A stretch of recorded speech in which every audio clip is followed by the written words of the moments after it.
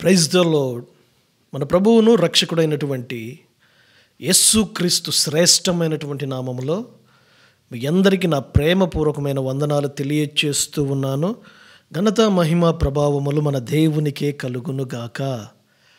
ఓ స్త్రీమూర్తి గురించి, ఓ తల్లి, ఓ పాస్టమ్మ గారి గురించి, మొట్టమొదటిగా పాస్టరమ్మగా పిలువబడే ఒక ఉన్నతమైన వ్యక్తి గురించి మీకు పరిచయం చేయాలని ఇలా మీ ముందుకు వచ్చి ఉన్నాను. ఎవరు స్కిప్ చేయకుండా జాగ్రత్తగా వినండి. ఇది తల్లులకు చాలా విలువైనటువంటి మాటలని నేను తెలియజేస్తూ ఉన్నాను. సేవ చేసేటువంటి సేవకురాండ్రకు కానీ, విశ్వాస జీవితంలో కొనసాగుతూ ఉన్నటువంటి తల్లులకు కానీ ఈ విషయాలు విలువైనవిగా మీ ముందుకు తీసుకొని వస్తూ ఉన్నాను. అవి విని ఆ విధంగా మీరు బ్రతకాలని నేను ఆశపడుతూ ఉన్నాను. జనవరి 29వ తారీఖున పాస్టరమ్మల ప్రశంసా దినోత్సవముగా లూథరన్ సంఘాలు ఆ రోజును కేటాయించినాయి.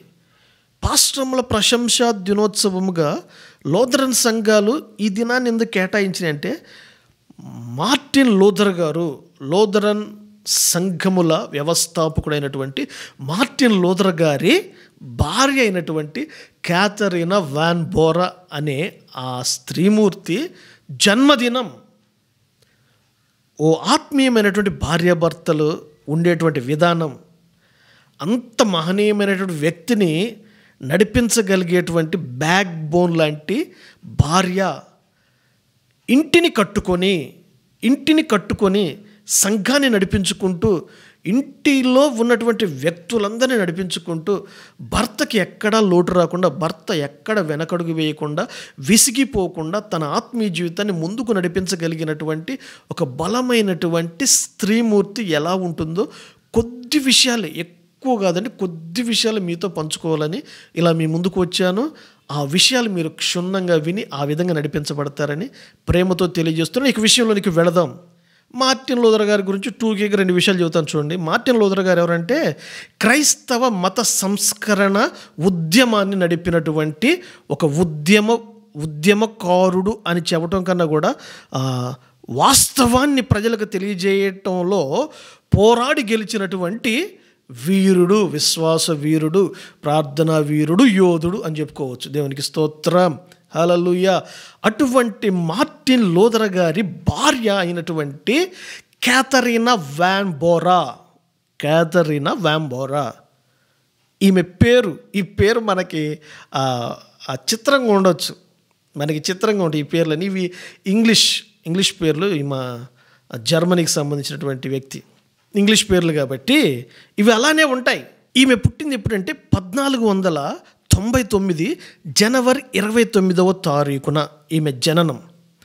సాధారణమైనటువంటి ఒక మంచి కుటుంబం, పేద కుటుంబం, వ్యక్తిత్వం కలిగి భక్తి కలిగినటువంటి ఓ సాధారణ పేద కుటుంబంలో జన్మించినటువంటి ఒక చిన్న బిడ్డ.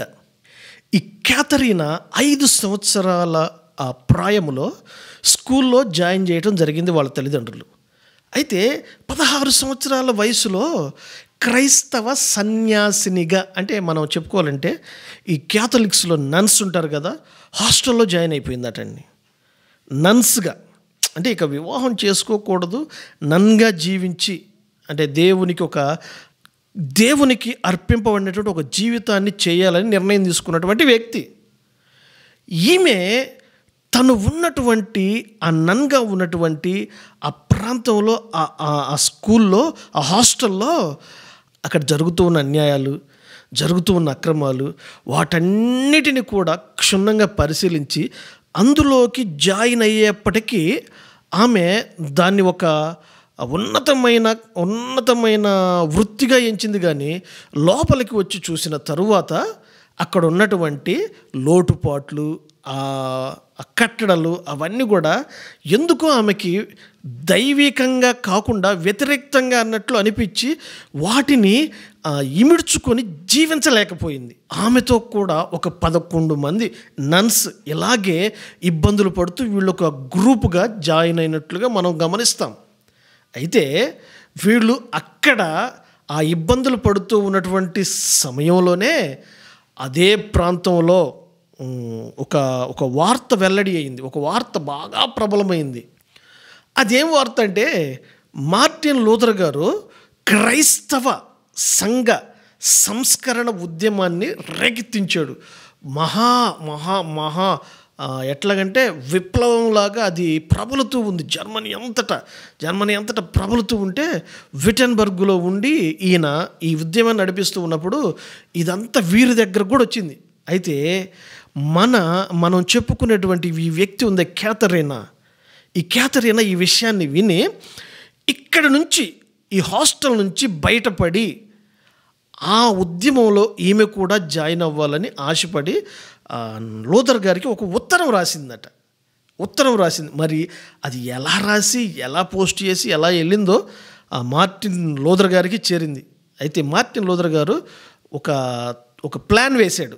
వీళ్ళు ఆ హాస్టల్ నుంచి బయటికి రావాలంటే ఎలాగంటే, ఆ హాస్టల్కి డైలీ ఒక చేపలు తీసుకెళ్ళేటువంటి ఒక బండి వెళ్ళొద్దట. వ్యాన్ అనుకోవాలి, మన భాషలో వ్యాన్ అనుకోవాలి. అప్పట్లో ఆ బండి లోపలికి వెళ్ళి చేపలు వేసి మరలా తిరిగి వస్తుంది.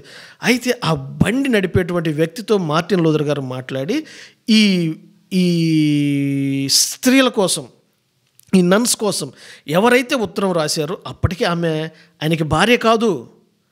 ఈ పరిస్థితులు గమనించి క్రైస్తవ సమాజంలో ఇలాంటి వ్యర్థమైనటువంటి కార్యకలాపాలు జరుగుతూ ఉన్నాయి.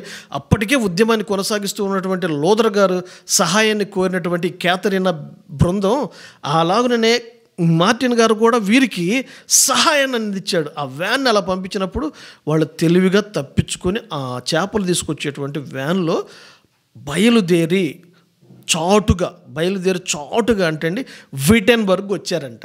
ఎక్కడికి? మార్టిన్ లూథర్ గారి దగ్గరకు వచ్చారంట.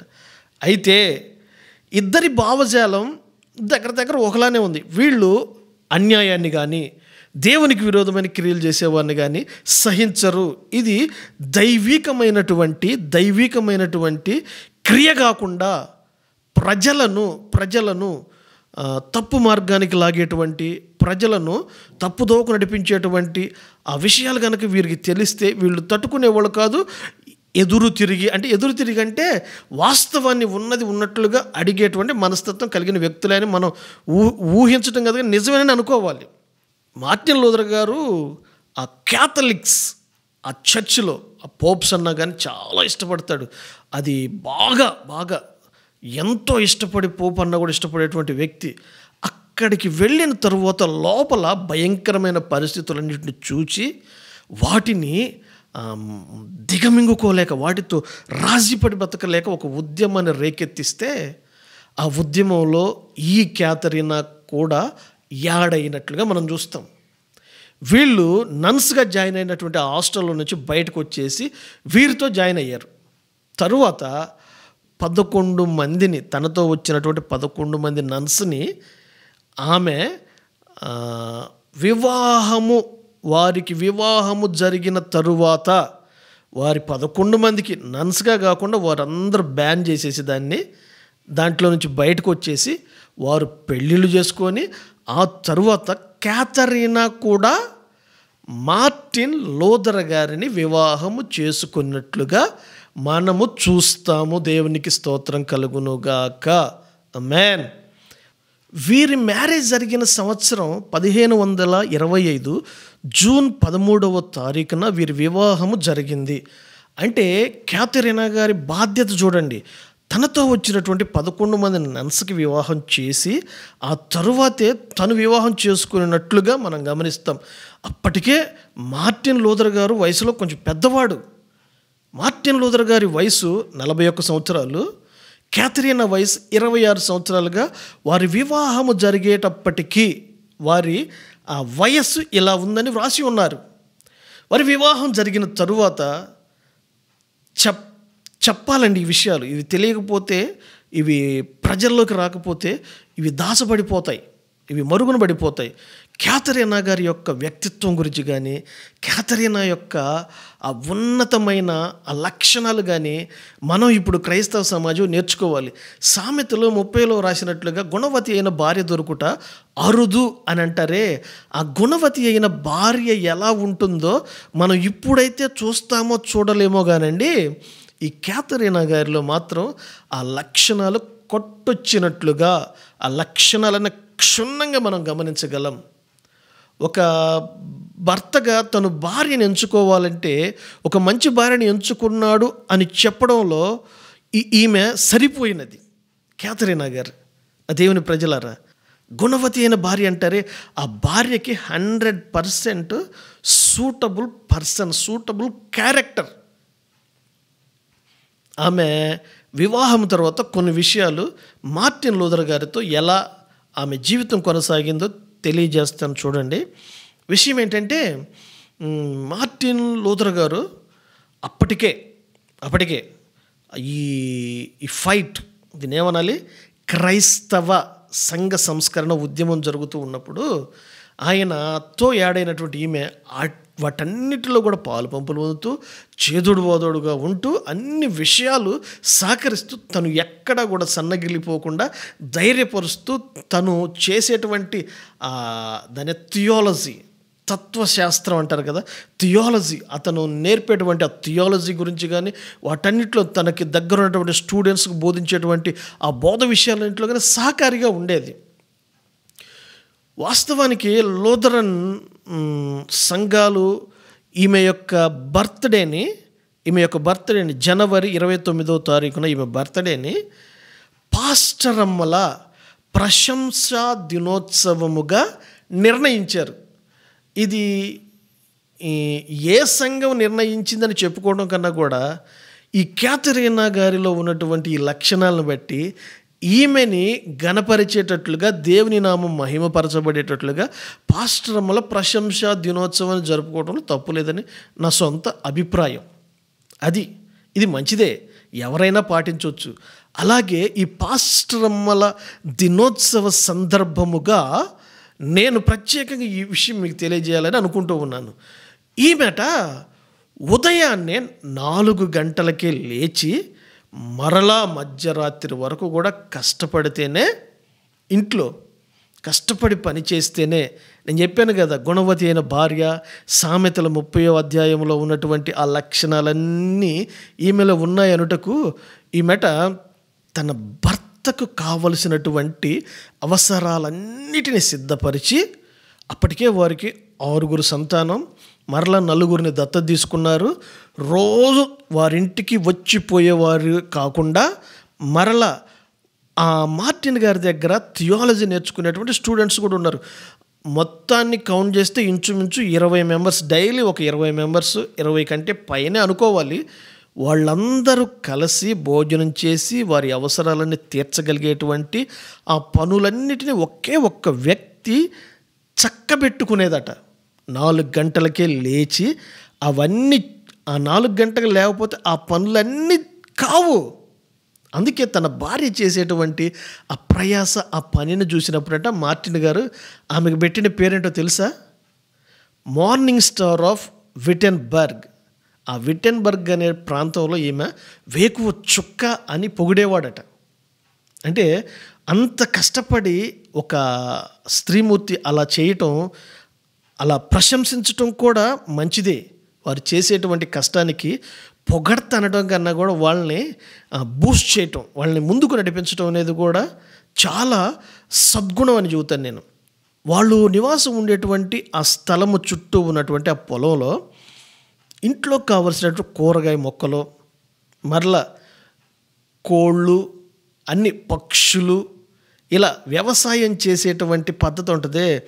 ఇప్పుడు మనం ఇళ్ళ దగ్గర పండించుకొని కూరగాయలు తింటున్నాం కదా, అలాగే ఆమె అక్కడ వారు ఉండేటువంటి నివాసం చుట్టూ ఇవి పెంచి, వాటిని, కోళ్ళని, ఈ మాంసాహారానికి కావలసినటువంటి ఈ పశుపక్షాదులు ఉంటాయి, వీటన్నిటిని పెంచి వాటిని ఉపయోగించుకుంటూ, వాటికి పోషిస్తూ, వాటిని వీరు వాడుకుంటూ ప్రజలకు ఉపయోగపడేటట్లుగా అన్ని పనులు ఒక్క వ్యక్తి చేసేదటండి.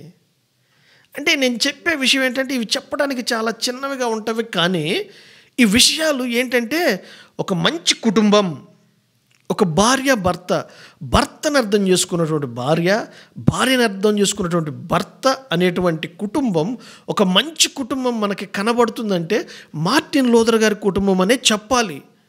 ఈమెను వేకువ చుక్క అనేటువంటి బిరుదుతో సత్కరించాడంటే భర్త ఎంత ఎంత వినయ మనస్కురాలో, ఎంత కష్టపడేటువంటి ఆ తత్వం కలిగిన వ్యక్తో మీరు గమనించాలి. డైలీ 20 మందికి వంట వండి పెట్టడం ఇవన్నీ ఒక్క ఆడ మనిషి చేయగలిగే విషయం కాదండి. ప్రతిరోజు తన ఇంటికి వచ్చిపోయేవాళ్ళు, కానీ అప్పటికే మంచి స్టేజ్లో ఉన్నాడు. ఈ క్యాథలిక్స్కి ఎదిరించి థియాలజీ నేర్పుతూ వాస్తవాన్ని ప్రపంచానికి తెలియజేసినటువంటి మార్టిన్ లూథర్ గారి కుటుంబంలో ఇంత దత్తత తీసుకున్నారంట. మళ్ళీ 4 పిల్లల్ని దత్తత తీసుకొని తన దగ్గర ఉన్నటువంటి స్టూడెంట్స్ కానీ వీళ్ళందరినీ జాగ్రత్తగా చూసుకుంటూ ఎవరి ద్వారా కూడా ఒక చిన్న చెడు మాట కూడా రానివ్వకుండా జాగ్రత్త పడుతూ ఒక తల్లిలా అందరినీ ఒక నాయకురాల్లా అందరినీ నడిపించుకుంటూ వచ్చేదట.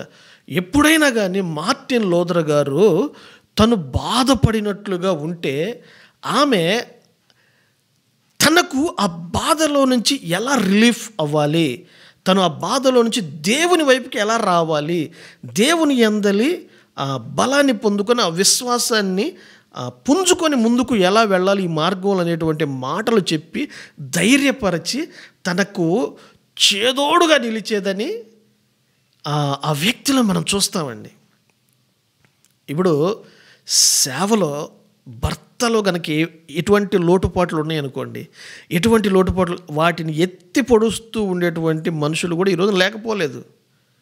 నేను ఆయా ప్రాంతాలకు వెళుతూ ఉంటాను కదండి. ఆ ప్రాంతాలకు వెళ్ళినప్పుడు కొంతమందిని చూసిన భర్తలను కూడా నలుగురు మధ్యలో తేలికగా చులకనగా మాట్లాడటం, బయట వ్యక్తులు వచ్చినప్పుడు భర్తకు ఇవ్వవలసినటువంటి ఆ విలువ ఇవ్వకుండా భర్తని తక్కువ చేసి భార్య హైలైట్ అవుతూ కొన్ని మాటలు మాట్లాడుతూ ఉంటారు కొంతమంది వ్యక్తులు.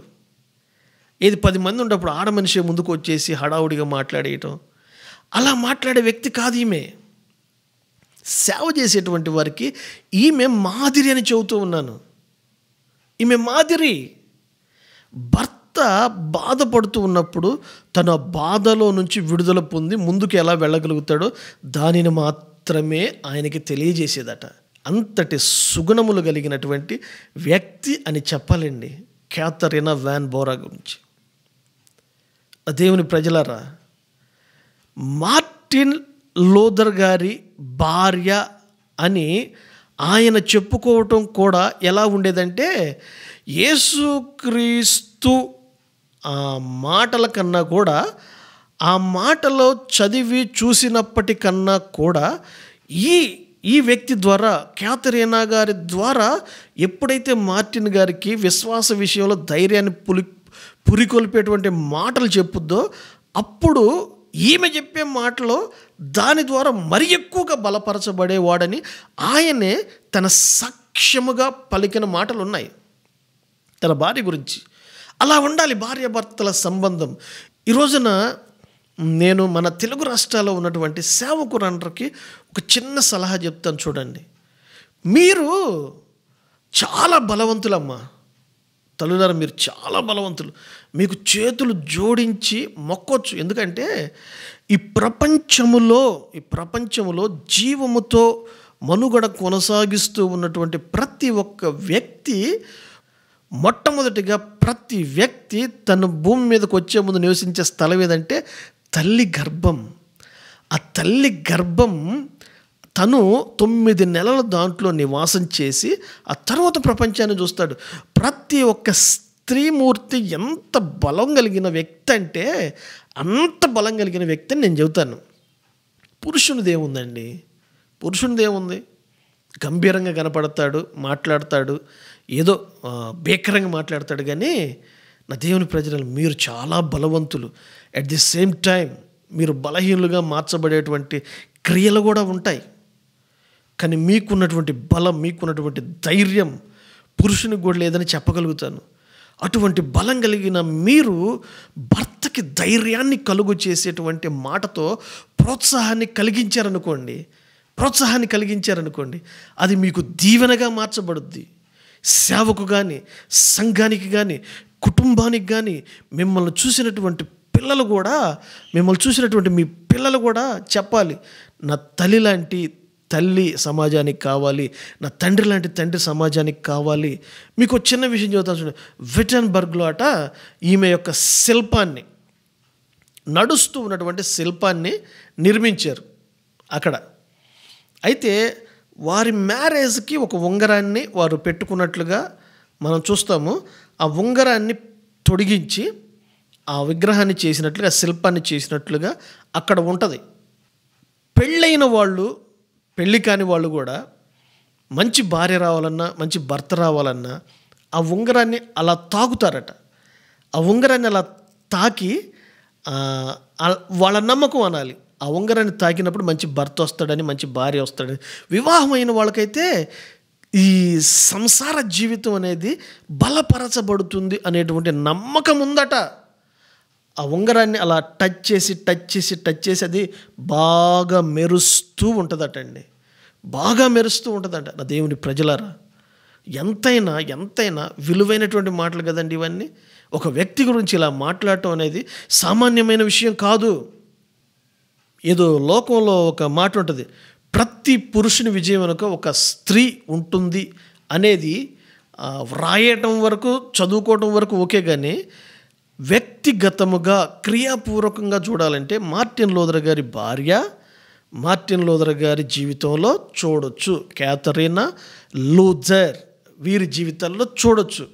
లూథరన్ సంఘాల వ్యవస్థాపకుడైనటువంటి మార్టిన్ లూథర్ గారి భార్య ఒక ప్రత్యేకమైనటువంటి లక్షణాలు కలిగినటువంటి వ్యక్తి అని చెప్పుకోవచ్చండి. దేవునికి స్తోత్రం, హల్లెలూయా. అటువంటి కృప కలిగి, అటువంటి జీవితం చేసి సేవకు కానీ, భర్తకు కానీ, సంఘాలకు కానీ ప్రోత్సాహకరంగా ఉండాలి అనే ఈ చిన్న విషయాన్ని మీకు తెలియజేస్తూ ఉన్నాను. క్యాథరీనా గారు 1552 సంవత్సరం డిసెంబర్ 20వ తారీఖున ప్రభు పిలుపునందుకొని ఆమె మహిమలో చేర్చబడ్డారు. ఈమె జన్మదినాన్ని పురస్కరించుకొని లూథరన్ సంఘాల్లో ఉన్నటువంటి పెద్దలంతా ఆ దినాన్ని ఏం చేశారంటే పాస్టరమ్మల ప్రశంస దినోత్సవముగా దీనిని నిర్ణయించారు.